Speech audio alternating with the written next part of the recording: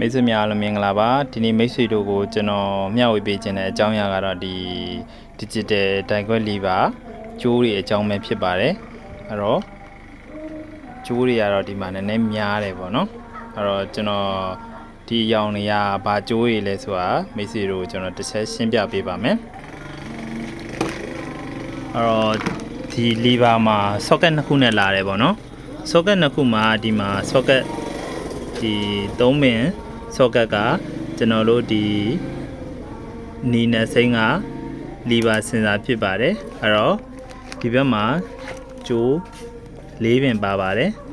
အဲ့၄ပင်ထဲမှာနည်းနည်းထူးထူးခြားခြားကြီးနေရဲ့အပင်နှစ်ပင်ပေါ့နော်ဒီအနီနဲ့အဝါဒီအနီနဲ့အဝါပါလဲဆိုတော့ဒီကောင်ကအဝါတော်ကျိုးအနီကဘက်ထရီဒါရိုက်ကျိုး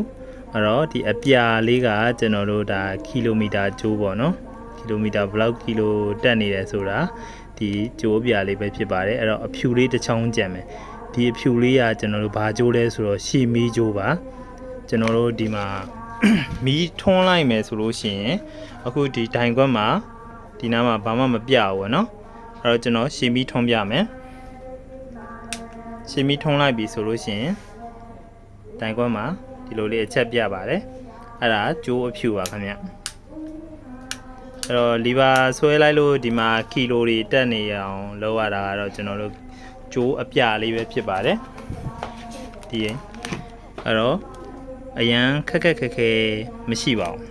ဒီလီဗာတစ်ခုမှာပေါ့နော်လွယ်ကူရိုးရှင်းပါတယ်ကြည့်ရှုအားပေးနေတဲ့မိတ်ဆွေတို့ကိုအထူးကျေးဇူးတင်ပါတယ်ခင်ဗျ